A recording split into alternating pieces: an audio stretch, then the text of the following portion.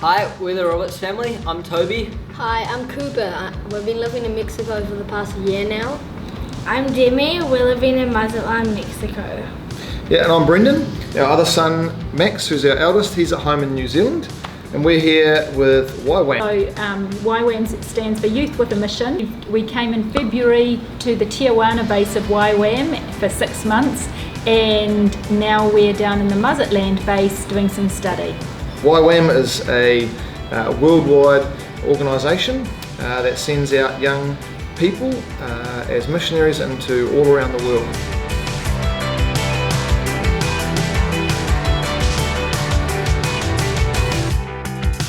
I've always admired excellence, whether it's world-class athletes or architecture, maybe musicians, and I've always noticed that there's two things that they all have in common.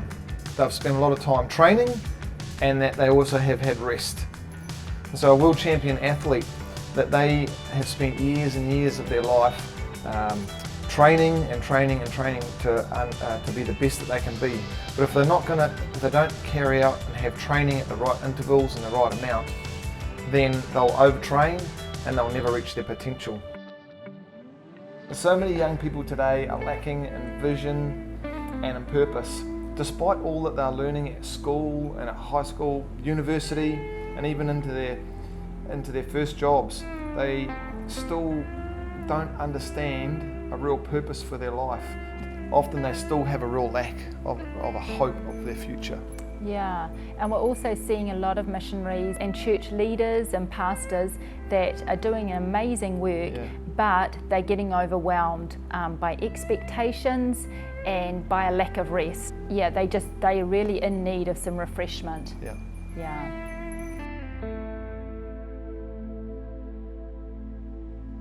So when I was 22, I visited a missionary retreat centre in Zimbabwe in Africa, a place called Rest Haven.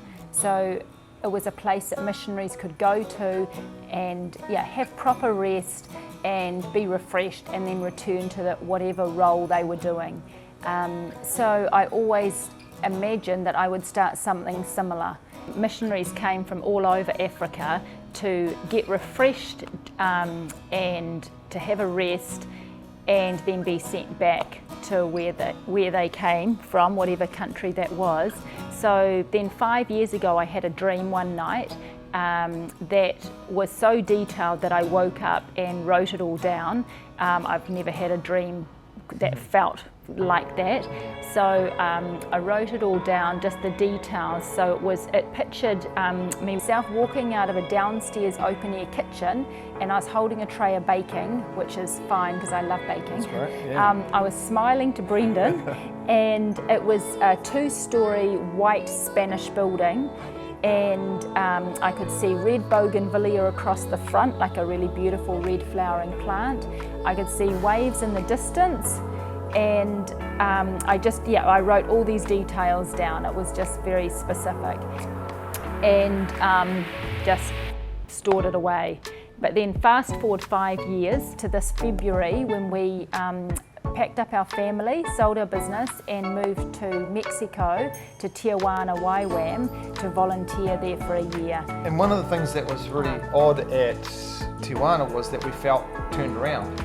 The sun set over the Pacific, and we were in the northern hemisphere rather than at home in New Zealand. The sun would always rise over the Pacific, and we were in the southern hemisphere.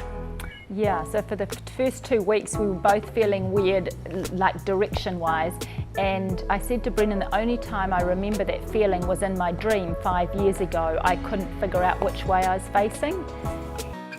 Then 6 weeks later, in March, I had another dream, and again it was so specific that I woke up and wrote down the details. It was ridiculously detailed that I told Brendan but nobody else.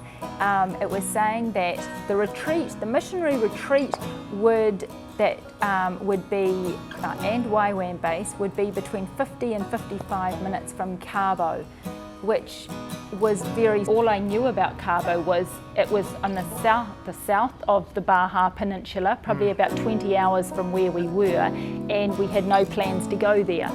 But we just kind of stored that away and carried on. Well, COVID hit and everything changed for everybody, including for us. And so we ended up planning to come to Mazatlan to study, and so that meant a road trip down the Baja. We did some camping there for sort of 3 weeks and went through the bottom where Cabo was, and then started heading back up a little bit, and our last few nights was at a place called El Pescadero. Yeah, so we were staying there was great surf, so the kids were happy, we just enjoyed being there, and then we were just packing up from our campground, thanked the guy that owned it, and we'd found out by then he was a real estate agent, so I half-jokingly said to him, oh, we need a hotel to buy for missionaries that need it refreshing. And he said, I've got a hotel for sale. So we went with him right away and saw it, and it was 5 minutes drive away, and when we arrived, it was exactly the same picture as I'd seen in my dream 5 years previously. Right down to the last detail of having like an open air downstairs kitchen. It was a 2-story Spanish building. I could see waves in the distance, even the red flowering bougainvillea across the front. So I was busy going, Brendan, this is what I've seen from my dream 5 years ago. But we were on a timeline. We had to go and catch our ferry, so we said our goodbyes. But I asked Toby, our son, to clock how far it was to Cabo, because in my dream it had said it would be between 50 and 55 minutes drive, and so I got Toby to have a look on the phone, and it was 53 minutes. So that blew us away. And we've been moving forward with that since, feeling like, okay, that's where we're going to be. We're going to be moving ahead with that plan. Found this great hotel, and there's land as well that we've got our eyes on to be able to build a training centre. So we feel really deep within us that we have a great opportunity to be able to help people to be able to be trained, and also for rest, to find a purpose again, to have a real vision for their future and a hope for their future again. In John 10:10, Jesus says that He has come that we would have life and have it to the full. I believe that that's for now, right now. And so we want to be able to help people reach their full potential, live their best life now, with both training and with rest.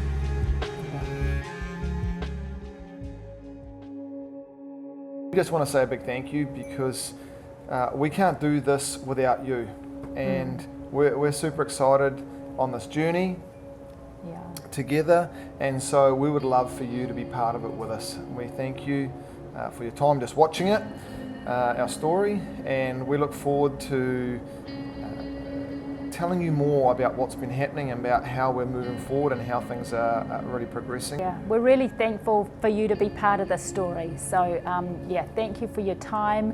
We want to be in this together.